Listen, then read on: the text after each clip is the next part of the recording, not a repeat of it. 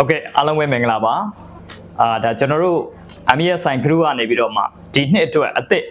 ဒါ program အစီအစဉ်များကိုတရင်ကောင်းပေးပြီးတော့เนาะCY အကြံပြုအားပေးလိုက်ပါတယ်တိုင်းပြုပြည်ပြု CY အကြံပြုလိုက်ပြရစေအဲ့တော့ဒီနေ့မြန်မာနိုင်ငံ CY မှာCY ဆိုတာကခက်လာရင်တိုးတက်ရှင်းဆိုတာကိုပို့ပြီးတော့မှဖြစ်တည်စေပါတယ်ဟိုနေ့ရမှာသဘောအရခက်လေလေတက်လေလေပေါ့เนาะဟိုခက်လေလေတက်လေလေဆိုတာကဟိုနောက်ထပ်တစ်ဆင့်ကိုတိုးတက်ဖို့အတွက်တိုးတက်အောင်ကြိုးပမ်းကြတဲ့အခါမှာခက်ခဲခြင်းကိုကြော့ဖြတ်ဟောခက်လာခြင်းဒီတက်လာခြင်းဖြစ်ပါတယ်ဥပမာ10တန်းအောင်တယောက်ကတက္ကသိုလ်တက်တဲ့အခါသူကပိုခက်လာတယ်တိုးတော်လဲပဲ10တန်းကနေတက္ကသိုလ်တက်သွားတယ်အဲ့အတွက်ကျွန်တော်တို့စီးပွားရေးလောကမှာလည်းဥက္ကဋ္ဌကြီးတွေ MDC ကိုအားလုံးဥဆောင်နေတဲ့သူအားလုံးကခက်ရင်တက်တယ်ဆိုတော့เนาะသဘောတဘာဝနေရာမှာတရားကိုလက်ကင်၍နော်အနာဂတ်မှာခက်လာလေးလေးတက်ရလေးလေးတိုးတက်ရှင်လေးလေးခတ်ထားကိုလောက်ရလေးလေးဆိုတဲ့ဒီတန်ထိတ်ထန်အားနဲ့အတူဥစွာအားလုံးကိုတိုးတက်ကြပါစေခက်ခဲမှုတွေကိုအတူတူဒါစူးစမ်းပြီးတော့ဒါကျွန်တော်တို့အကြံပေးစီးပွားရေးအကြံပေးတွေနဲ့စီးပွားရေးခေါင်းဆောင်ကြီးများပူးပေါင်းလက်တွဲပြီးတော့ကြိုးပမ်းကြမယ်ဆိုရင်တော့ဖြင့်အောင်မြင်မယ်လို့ဥစွာအားပေးတိုက်တွန်းပြရစေအဲ့တော့ဒီနေ့ဒီနှစ်အတွက်ပေါ့နော်ကျွန်တော်ကဒီစီးပွားရေးနဲ့ပတ်သက်ပြီးတော့ဒီဇိုင်းမတ်ပါစီးပွားရေးလောကမှာ10စုနှစ်ရှိပါပြီမျိုး30လောက်ဥက္ကဋ္ဌတော်တော်များများတိုင်းဒေသမှာရှိတဲ့ MDCO ကုမ္ပဏီပိုင်ရှင်တော်တော်များများတွေ့ခဲ့ဘူးတယ်စီးပွားရေးလည်းအကြံတွေအများကြီးပေးခဲ့ဘူးပါအခုလဲစီးပွားရေးအကြံပေးစာအုပ်ကြီးဒါနောက်ဆုံးစာအုပ်ကြီးဒေါ်လာ1ဘီလီယံအထိတိမ်ပေါင်းသန်းအထိကျွန်တော်တို့ဒါရေးပေးပြီးတော့အကြံပြုပေးထားပါတယ်အဲ့တော့ဒီလိုသုတေသနခီးမှာပေါ့နော်ကျွန်တော်ရဲ့10စုနှစ်စီးပွားရေးအောင်မြင်အောင်ကျိုးပန်းခဲ့ပြီးတော့အားလုံးတို့လည်းအကြံတွေပေးခဲ့တယ်တိုင်းဒေသတွေမှာလည်းစီးပွားရေးပညာတွေကိုဖြန့်ကျက်နိုင်အောင်အကြောင်းပွဲတွေအများကြီးထူထောင်ကြိုးပမ်းခဲ့တဲ့ခီးမှာစီးပွားရေးလောကသားများအတွက်ဒီနှစ်မှာကျွန်တော်တို့ပြန်လည်ပြီးတော့မှကျေးဇူးဆက်သောအားဖြင့် program တစ်ခုကိုဒါကျွန်တော်တို့ဒါစီစဉ်ဆောင်ရွက်ပေးထားမှာရှိပါတယ်အဲ့တော့အဓိက program ကတော့ Company Business Consultancy Program ဖြစ်ပါတယ် Company Business Consultancy ဖြစ်ပါတယ် Company စီးပွားရေးလုပ်ငန်းများအတွက်အကြံပေးခြင်းအစီအစဉ်ဖြစ်ပါတယ်ဒီ program ကိုကျွန်တော်တို့ဒါ9နှစ်ပြည့်အထိမ်းအမှတ်နေဖြင့်အထူးဒါကျွန်တော်အကြံပြုပြီးတော့အားပေးသွားမှာဖြစ်ပါတယ်တိုင်းဒေသကြီးများအဓိကအဖြစ်တော့ရန်ကုန်နဲ့မန္တလေးမှာရှိကြတဲ့ကုမ္ပဏီစီးပွားရေးလုပ်ငန်းရှင်ကြီးများနဲ့ပြည်내တိုင်းအသီးသီးမှာရှိကြတဲ့စီးပွားရေးလုပ်ငန်းရှင်ကြီးများအတွက်ကုမ္ပဏီပုံစံစီးပွားရေးကိုအကြံပေးသွားမယ့်ပုံစံဖြစ်ပါတယ်ဒါကြောင့်ဒီ program မှာကျွန်တော်တို့ဒါသိန်းရာနဲ့ရှိတဲ့တန်ဖိုးသိန်းရာနဲ့ရှိတန်ဖိုးရှိတဲ့အစီအစဉ်တွေကိုဒါကျွန်တော်တို့တိုင်းပြုပြည်ပြုစီးပွားရေးလုပ်ငန်းရှင်ခေါင်းဆောင်ကြီးများကိုအကြံပေးသွားဖို့ဒါရည်ရွယ်ဆောင်ရွက်ထားတာဖြစ်ပါတယ်အဲ့တော့ဒီ program နဲ့ပတ်သက်ပြီးတော့ဥစွာလေးစီးပွားရေးလောကမှာဒါကျွန်တော်တို့လက်ရှိပေါ့နော်စီးပွားရေးအကြံပေးများနဲ့စီးပွားရေးလုပ်ငန်းရှင်ကြီးများပူးပေါင်းပြီးတော့အကြံပေးနေတဲ့လက်ရှိသုတေသနပြုချက်အရကျွန်တော်တို့ဒီကျွန်တော်လည်းဒါလက်ရှိပညာရှင်အစုဖွဲ့စည်းတရမှာအသင်းဖွဲ့စည်းတစ်ခုမှာဥက္ကဋ္ဌဖြစ်တာဝန်ယူနေရတဲ့အခါမှာသုတေသနပြုကြည့်တဲ့အခါကုမ္ပဏီလုပ်ငန်းရှင်ကြီးများနဲ့စီးပွားရေးအကြံပေးများပူးပေါင်း၍ဒါကျွန်တော်တို့ဒါ consultant program တွေကိုကုမ္ပဏီအသီးသီးမှာဆောင်ရွက်နေတာတွေ့ရဒါဟာတကယ်ကိုကောင်းတဲ့လက္ခဏာဖြစ်ပါတယ်เนาะအကြံပေးတွေရဲ့ပညာအတွေ့အကြုံเนาะစာတွေ့တစ်ဖက်ကလည်းပဲလုပ်ငန်းရှင်တွေလက်တွေ့ပေါင်းဆက်ပြီးတော့လမ်းပြမြေပုံနဲ့ယေတနာတိုက်နဲ့ပူးပေါင်းပြီးတော့ဆောင်ရွက်ကြတဲ့အခါမှာတိုးတက်လာတာကိုတွေ့ရအောင်အဲ့ဒီတော့ကျွန်တော်တို့ဒါသုတေသနပြုကြည့်တဲ့အခါမှာကုမ္ပဏီအသေးတွေပေါ့เนาะကုမ္ပဏီအသေးဝန်ထမ်း90မှဒီ100ဦးအထိဒါနော်အကြံပေးတွေယူနေကြတာတွေ့ရတယ်တချို့ကုမ္ပဏီအလယ်အလတ်တွေပေါ့ဝန်ထမ်း100အထက်ကနေဝန်ထမ်း200 300အထိကုမ္ပဏီအလယ်အလတ်တွေလည်းအကြံပေးတွေထားကြတာတွေ့ရအဲ့တော့ကုမ္ပဏီကြီးတွေကိုသုတေသနပြုကြည့်တဲ့အခါမှာတော့ဝန်ထမ်း400-500လောက်ကနေဝန်ထမ်း1000ခန်းရှိတဲ့ကုမ္ပဏီကြီးတွေကတော့အကြံပေးကို10ခန်းရှိပါတယ်နော်အကြံပေးတွေကိုဥပမာ lawyer အကြံပေးတွေရှိတယ် business နဲ့ပတ်သက်ပြီး non executive director အကြံပေးတွေရှိတယ်ဆိုတော့အဲ့တော့သုတေသနပြုချက်အရာယနေ့စီးပွားရေးနယ်ပယ်မှာကုမ္ပဏီအသေးအလတ်အကြီးတွေသည်စီးပွားရေးပညာရှင်အတိုင်းအမြန်တွေနဲ့ပူးပေါင်းပြီးတော့လက်တွဲကြိုးပမ်းနေတာကိုတွေ့ရှိရပါတယ်ဒါကြောင့်အနာဂတ်မှာကုမ္ပဏီစီးပွားရေးလုပ်ငန်းစတင်ကြမယ်အားလုံးသောနော်စီးပွားရေးခေါင်းဆောင်ကြီးများဥက္ကဋ္ဌကြီးများ MDCO များနဲ့စီးပွားရေးခေါင်းဆောင်ကြီးများကတဲ့ကုမ္ပဏီကိုအဆင့်ဆင့်တိုးမြှင့်ပြီးတော့ဒါကြိုးစားပြီးတော့အောင်မြင်အောင်ဆောင်ရွက်သွားဖို့ဒါလေးစားဆိုအကြံပေးလောကရဲ့စီးပွားရေးလောကမှာပူးပေါင်းဆောင်ရွက်နေပုံသူတေသနာဥစွာတင်ပြရပါအဲ့တော့အဲ့ဒီလိုသွားတဲ့အခါမှာကျွန်တော်စီးပွားရေးလောကမှာအားဖြင့်စီးပွားရေးကိုတိုးတက်အောင်မြင်အောင်သွားတဲ့အခါမှာဗာလေးတစ်ခုဥပမာတင်ပြခြင်းလဲဆိုရင်ကမ္ပဏီတွေနော်တိဆောက်ကြဖို့ဒါလေးစားစွာဥစွာကျွန်တော်အနေနဲ့တိုက်တွန်းပြီးတော့ဒါစီးပွားရေးလောကသား သူတည်တနာပြုချက်အရာပေါ့နော်ဒါလေးစားဆိုတာတင်ပြချင်ပါတယ်အဲ့တော့ကျွန်တော်ကကုမ္ပဏီ100လောက်မှာစာသင်ဘူးတယ် consultant လုပ်ဘူးတယ်မျိုး30လောက်စီးပွားရေးလုပ်ငန်းတွေနဲ့ပတ်သက်ပြီးတော့လှည့်လည်ပြီးတော့အကြံပေးဟောပြောအားပေးပြတဲ့အခါမှာသူတည်တနာပြုကြည့်တယ်10စုနှစ်အတွင်းပေါ့အဲ့တော့တချို့ကုမ္ပဏီတွေဒီ group of ကုမ္ပဏီ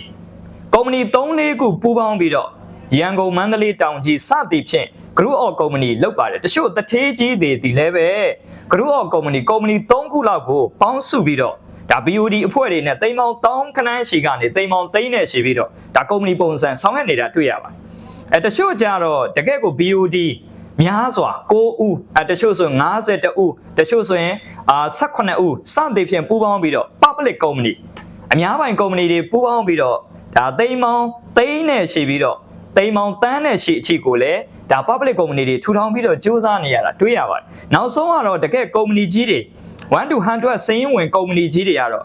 listed စည်ရင်းဝင်ပြီးတော့သိမ်းပေါင်းတသန်းကနေသိမ်းပေါင်းတဂရေအထိကုမ္ပဏီကိုအစုရှယ်ယာရှင်ပေါင်းများစွာဖြင့်အဆင့်ဆင့်ဒါစူးစမ်းပြီးတော့အောင်မြင်သွားကြတာကိုတွေ့ရတဲ့အခါအဲ့တော့လေးစားပါတော့ကုမ္ပဏီပိုင်ရှင်ဥက္ကဋ္ဌကြီးများနဲ့ MD/CEO များအနေဖြင့်မိမိတို့ကုမ္ပဏီကိုလည်းနော်ထိုကတ်တော့အဆင့်ဆင့် group of company public company ဟို listed company ထိပြောင်းလဲပြီးတော့တိုးတက်အောင်မြင်စူးစမ်းကြတဲ့အခါမှာကျွန်တော်တို့အကြံပေး group အနေဖြင့်များစွာကူညီနိုင်ပါကြောင်းများစွာ data အချက်လက်နော်အဖွဲ့အစည်းတွေချိတ်ဆက်ပေးနိုင်ပါဆောင်ဥစွာသတင်းကောင်းပါပြီးတော့အကြံပြုလိုက်ပြရစေခင်ဗျာအဲ့တော့ဒီနေ့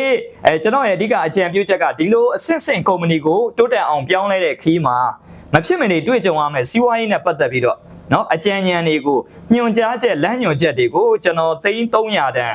ဒါအကြံပေး package တွေကနေမှတစ်ဆင့်ဒါ bonus အနေဖြင့်ပေါ့နော်ဥစွာ complementary service ပုံစံမျိုးဖြင့်ကျွန်တော်12လစာလေးစားစွာအကြံပေးတိုက်တွန်းလိုက်ပြရစေเนาะဒါလေးကတော့အမြည်ပါကျွန်တော်တို့တစ်နှစ်စာစီးပွားရေးနဲ့ပတ်သက်ပြီးတော့ဒီ program နေမှာတစ်ဆင့်ဥစွာလေးဒါဥက္ကဋ္ဌကြီးများ MD/CEO များကိုဒါကျွန်တော်အနေနဲ့9နှစ်ပြည့်အထိမ်းအမှတ်အနေဖြင့်ဥစွာလေးစားစွာအကြံပြုတင်ပြလိုပါတယ်အဲ့တော့နံပါတ်1အနေနဲ့ကတော့ဒါကျွန်တော်တို့စီးပွားရေးအကြံပေးလုပ်ပြီဆိုရင်တစ်နှစ်စာ master plan ကိုအရင်ဆုံးဇန်နဝါရီလမှာရေးဆွဲဖို့လေးစားစွာအကြံပြုတင်ပြလိုပါတယ်ဇန်နဝါရီလမှာ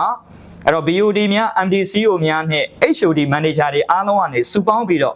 ့ဇန်နဝါရီကနေဒီဇင်ဘာမှာလုပ်မဲ့နော် business master plan ကိုဥစွာတစ်နှစ်စာရေးဆွဲဖို့ဇန်နဝါရီလအတွက်လေးစားစွာတင်ပြပါတယ်ဖေဖော်ဝါရီလကတော့ကုမ္ပဏီနဲ့ပတ်သက်ပြီးအဲ့လိုတစ်နှစ်စာ master plan ရေးဆွဲကြတဲ့အခါမှာနော်ကုမ္ပဏီ organization ချက်ကိုဖေဖော်ဝါရီမှာပြန်ပြုပြင်ဖို့တိုက်တွန်းပါတယ်။ဘာကြောင့်လဲလို့ပြောရင်ကုမ္ပဏီဒီမနှစ်ကတည်းကကုမ္ပဏီတွေဒီ 30% တိုးရပါတယ်။ကုမ္ပဏီတစ်ခုဒီတစ်နှစ်ကို30%လုံးသို့မဟုတ် 50% တိုးမှာကုမ္ပဏီဒီအောင်မြင်တယ်လို့ဆိုပါတယ်။အဲ့ဒီအတွက်ကို organization ချက်ကိုဖွဲ့စည်းပုံအသစ်တွေထပ်ဆွဲရတယ်။ဌာနအသစ်တွေထပ်ရေးဆွဲရတဲ့အခါမှာဖေဖော်ဝါရီလမှာတော့ကုမ္ပဏီ organization ချက် OC ကို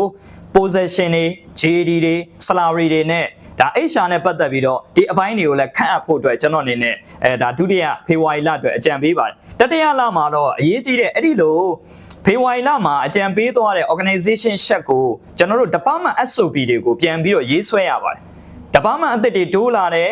ပြီးတဲ့အခါမှာလုပ်ငန်းစဉ်အသစ်တွေတိုးလာတာဖြစ်တဲ့အတွက် SOP တွေကုမ္ပဏီမှာရှိတဲ့ department တွေ SOP flow ချက်မြားလေးတွေနဲ့ဒါကျွန်တော်တို့ BNN မှာလည်းသွားလေ့လာဖို့ပါတယ်သမဏဆုရကုမ္ပဏီကြီးတွေမှာလည်းလေ့လာဖို့တယ်နောက်တေလဝါကုမ္ပဏီကြီးတွေမှာလည်းလေ့လာဖို့တဲ့အခါမှာ SOP နဲ့အလုပ်လုပ်ပါတယ် foreigner တွေတခါတရံကြရင်ကျွန်တော်တို့တေလဝါမှာကျွန်တော်ကုမ္ပဏီကြီး3ခုလောက်သင်တန်းပေးဖို့ပါတယ်နိုင်ငံခြားသားတွေဒီ3လတစ်ချိန်ပဲနော်တေလဝါကိုလာတယ်တိုးတော်သူတို့လုပ်ငန်း SOP နဲ့လက်ပတ်ခိုင်းထားတယ်အဲ့တော့ဒီလိုမျိုး mass လာမှာလဲကျွန်တော်တို့ကဒါတွေကိုဆောင်ရွက်ကြဖို့ SOP project တွေရေးဖို့3လမြောက်မှာဒါကျွန်တော်အကြံပေးပါတယ်4လမြောက် April လမှာဆိုရင်တော့ဒါအရေးကြီးတဲ့အစိုးရကိုအခွန်ဆောင်မဲ့ကိစ္စတွေရှိတာဖြစ်တဲ့အတွက်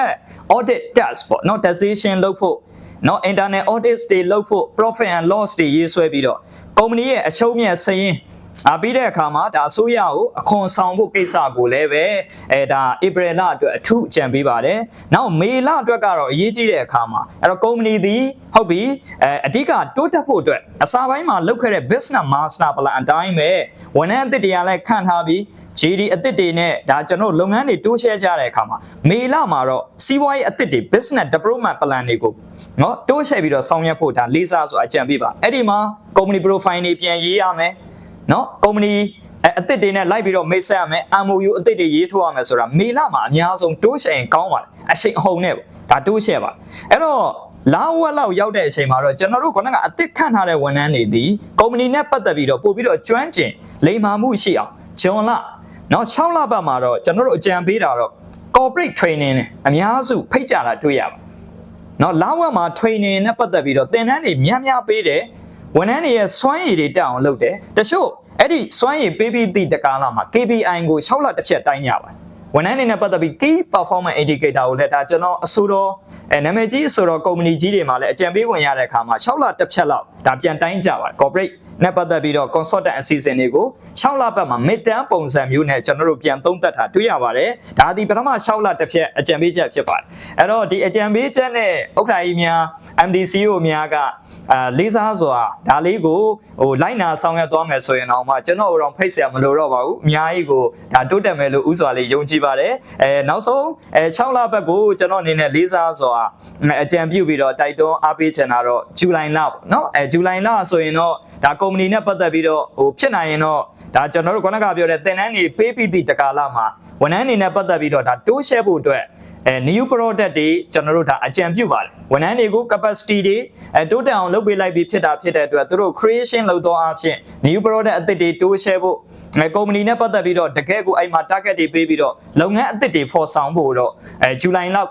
ုင်လလောက်မှာပေါ့နော်ဒါကျွန်တော်တို့ဒါ9လပတ်လောက်မှာလုပ်ရင်တော့ပိုကောင်းမယ်လို့လေးစားဆိုအကြံပြုပါတယ်နောက်ဆုံးအနေနဲ့တော့ဩဂတ်လမှာဆိုရင်တော့ဒါကတော့မိမိလရသည်အလိုက်ပေါ့နော်ဖြစ်နိုင်တယ်ဆိုရင်တော့ကိုယ့်ရဲ့ကုမ္ပဏီတိုင်းမှာ anniversary တွေနှစ်ပတ်လည်တွေပေါ့နော်ကုမ္ပဏီရဲ့ဥမာတချို့ဆိုရင်အခုကြီးညာနေတာတွေ့ရပါလိမ့်မယ်ကုမ္ပဏီရဲ့15နှစ်ပြည့်နှစ်30ပြည့်35နှစ်ပြည့်ဒီလိုပွဲမျိုးတွေကိုလည်းဖြစ်နိုင်တယ်ဩဂတ်လလောက်မှာစီစဉ်ပြီးတော့ anniversary အစီအစဉ်တွေနဲ့ lucky draw တွေ promotion တွ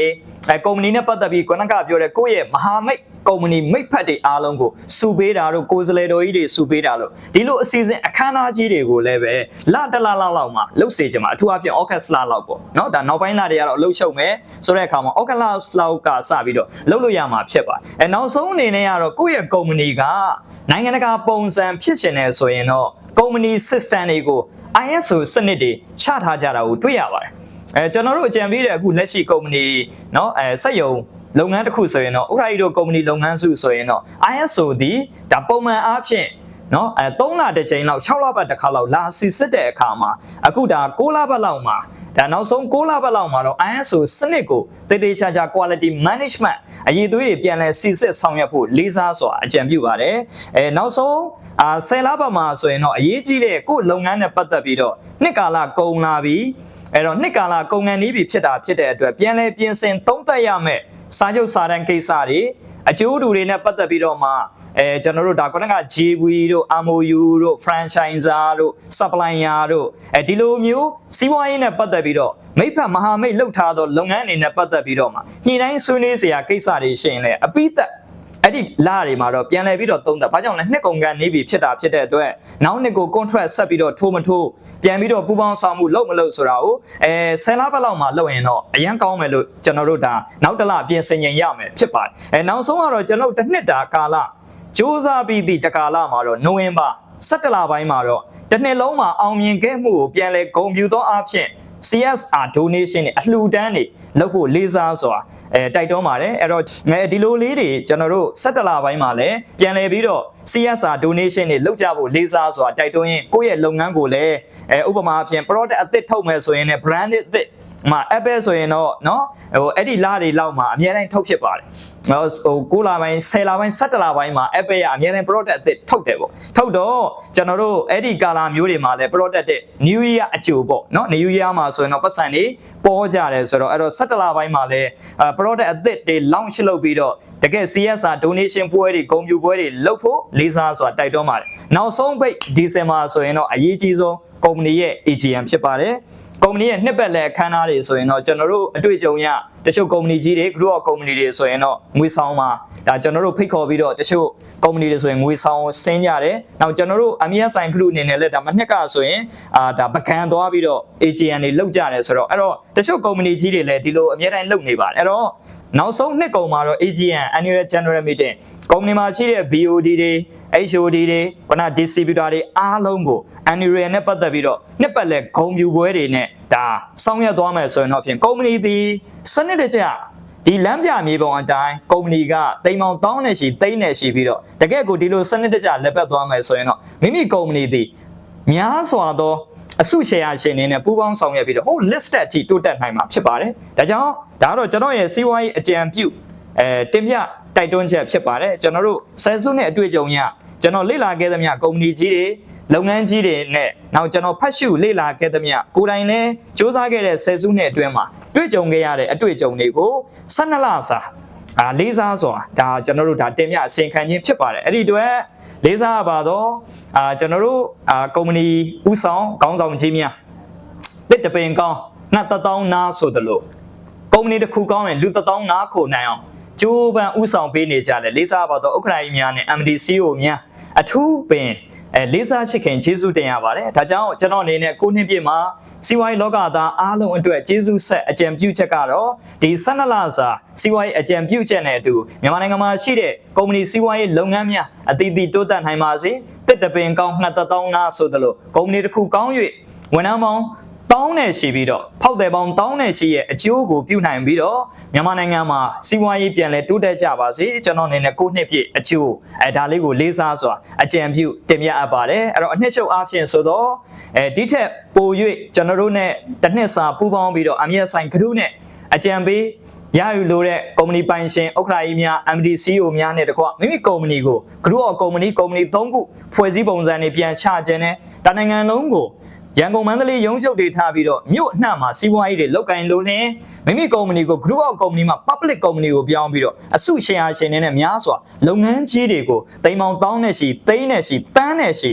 လုပ်ဖို့ရည်ရွယ်ချက်ရှိတဲ့ကုမ္ပဏီကြီးများကိုလည်းအမြတ်ဆိုင်ဂရုအနေနဲ့အထူးကိုအားပေးအကြံပြုလျက်ရှိပါကြောင်းအဲ့တော့ကျွန်တော်ကိုယ်တိုင်ဥဆောင်၍ပညာရှင်ဆရာကြီးများနောက်ပညာရှင်တွေပဲတိတိယပညာရှင်များနဲ့ချိတ်ဆက်ပြီးတော့ဒါကူညီလက်တွဲဥပဒေပညာရှင်များလိုအပ်တဲ့ပညာရှင်အသီးသီးကိုကျွန်တော်အနေနဲ့ဖိတ်ခေါ်ပြီးတော့ဒါအားလုံးသောကုမ္ပဏီကြီးတွေကိုအကြံပြုအားပေးပြီးတော့စီးပွားရေးလုပ်ငန်းတိုးတက်အောင်ကုမ္ပဏီ business consultancy နော်ဒီအစီအစဉ်ကိုဒါကျွန်တော်တို့2025မှာဒီစတင်ပြီးတော့ဒါအားလုံးကိုအကြံပြုပြီးတော့အားပေးသွားမှာဖြစ်တဲ့အကြောင်းမြန်မာနိုင်ငံမှာရှိတဲ့ကျွန်တော်ရဲ့မိတ်ဆွေကုမ္ပဏီလုပ်ငန်းရှင်ကြီးများဖြစ်တဲ့ဥက္ကဋ္ဌကြီးများ MD CEO များကိုလေးစားစွာတည်ငောင်းပါရင်ဖြင့်အဲ့တော့ဒီအစီအစဉ်ကိုကျွန်တော်တို့ဒါကြည့်ပြီးတော့ဒီအစီအစဉ်ကနေလာတဲ့အားလုံးသောမိတ်ဆွေကြီးများအတွက်ကိုတော့ကျွန်တော်တို့9နှစ်ပြည့်မှာကျွန်တော်ရဲ့ဒီနှစ်3900ပြည့်အလှူပေါ့။ကျွန်တော်တို့ကုမ္ပဏီတွေကိုအစင်တစိုက်လှူနေတာဖြစ်တဲ့အတွက်ပထမဦးဆုံးအနေနဲ့တော့ကျွန်တော်ရဲ့စာအုပ်တိမ်မောင်1000တိမ်မောင်3သိန်းတိမ်မောင်3တန်ခုနကကုမ္ပဏီအဆင့်ကျွန်တော်အကြံပေးချက်တွေကိုလည်းဒီစာအုပ်ထဲမှာဒါဒီနေ့ဒါအကြံပြုပြီးသားဖြစ်ပါတယ်အဲ့ဒီအတွက်ကိုလည်းကုမ္ပဏီပေါင်း100ကိုလည်းကျွန်တော်ပေးပို့ပြီးတော့စာအုပ်တွေလှူဒန်းပေးသွားမှာဖြစ်တဲ့အကြောင်းဒါလေးကိုလည်းလေးစားစွာသတင်းပေးရပါတယ်ပြီးတဲ့အခါမှာလည်း9နှစ်ပြည့်အထိမ်းအမှတ်နေဖြင့်ကျွန်တော်တို့ကုမ္ပဏီ6ခုကိုပထမဆုံးနောက်နှစ်အတွက်ကြိုအပ်တဲ့ကုမ္ပဏီ6ခုကိုလည်းပဲ90% discount ပေးပြီးတော့300 discount ပေးပြီးတော့လဲconsultant program တွေကိုလက်ခံပေးသွားဖို့ limited ပေါ့နော်ကျွန်တော်တို့ကပညာရှင်တွေဖြစ်တဲ့အတွက်ပွားလို့မရအောင်အဲ့ဒီအတွက်အကန့်အသတ်ဖြစ်တာဖိတ်ခေါ်ပြီးတော့ဒါကျွန်တော်တို့အကြံပေးကုမ္ပဏီတွေကိုလည်းလက်ခံပေးသွားမှာဖြစ်တဲ့အကြောင်းလေးစားရှိခင်ဆိုတာတင်ကောင်းပိုင်းရင်အဲ့တော့ကျွန်တော်ရဲ့စီးပွားရေးအကြံပြုချက်နဲ့အတူဒီနေ့ဒီအစီအစဉ်ကိုနားထောင်ပြီးတော့အကြံဉာဏ်ခံပြီးတော့ကိုယ့်လုပ်ငန်းကိုတိုးတက်အောင်မြင်အောင်လုပ်သွားမယ်ခေါင်းဆောင်ကြီးများတစ်တပင်ကောင်း2000နားလို့ရအောင်ဥဆောင်ကြိုးပမ်းနေတဲ့ခေါင်းဆောင်ကြီးများအတွက်ကိုလည်း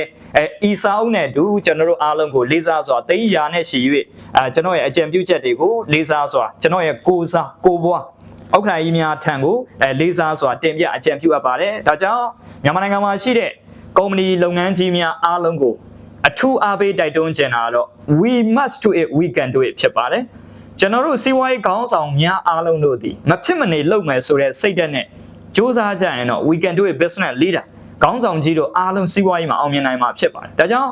ခေါင်းဆောင်တဦးကြောင့်မိသားစုဝင်ပေါင်းများစွာကိုထမင်းကျွေးနိုင်တယ်ဖောက်တယ်ပေါင်းတောင်းတဲ့ရှိကိုကျွန်တော်တို့အကျိုးပြုနိုင်တာဖြစ်တဲ့အတွက်စီးပွားရေးခေါင်းဆောင်ကြီးများကိုလည်းအားပေးတိုက်တွန်းနေရင်ဖြင့်အားလုံးအောင်မြင်ကြပါစေအကြံပြုလိုက်ရင်ဖြင့်မြန်မာနိုင်ငံမှာရှိတဲ့မိတ်ဆွေမိတ်ဖက်နော်အားလုံးသောဖောက်တယ်ကုမ္ပဏီအဖွဲ့အစည်းတို့သည်ကုမ္ပဏီဖွဲ့စည်းအသီးသီးတိုးတက်အောင်မြင်၍မိသားစုများအဖွဲ့အစည်းများနော်တိုင်းနိုင်ငံများတိုးတက်နိုင်ကြပါစေစီးပွားရေးတွေပြန်လဲထူထောင်နိုင်ကြပါစေကြောင်းကျွန်တော်ရဲ့အကြံဉာဏ်ပြုဆူတောင်းပနာပြုရင်အများအတွက်မေတ္တာအမှန်တရားအတွက်သစ္စာပြု၍ အားပေးတိုက်တွန်းလိုက်ရပါကြောင်းလေးစားစွာဥက္ကဋ္ဌနဲ့တကွာအားလုံးသော MDCO များကိုတင်ပြအစီရင်ခံဖြင့်ကျွန်တော်ရဲ့အကြံပေးအစီအစဉ်ကိုအိမ်များလောက်နေကုန်ချုပ်ခွင့်ပြုပါအသေးစိတ်ကိုတော့ကျွန်တော်တို့ MSI Group နဲ့ဆက်သွယ်ပြီးတော့ဒါစုံစမ်းပြီးတော့မိမိလိုအပ်တဲ့စီးပွားရေးအကြံဉာဏ်ကိုရယူ၍မိမိလိုအပ်တဲ့စီးပွားရေးလမ်းစဉ်တွေလမ်းပြမြေပုံတွေခုနကပြောတဲ့လိုအပ်တဲ့လိုအပ်ချက်တွေကိုအဖွဲ့နဲ့လိုအပ်သလိုအတိုင်းပဲဆောင်ရွက်ပြီးတော့ကျွန်တော်နဲ့မကြခင်မှာနော်ရေစက်ဆုံလင်တွေ့ဆုံကြဖို့မျှော်လင့်ပါအကြောင်းနေကုန်းရှုံရင်ဖြင့်အားလုံးသောလေးစားပါသောဥထိုင်ကြီးများနဲ့တကွာ MDCO များအားလုံးကိုစက်သိမင်္ဂလာပေါင်းနဲ့ပြည့်စုံရေးစီးပွားရေးအဖျားလူမှုရေးစီးပွားရေး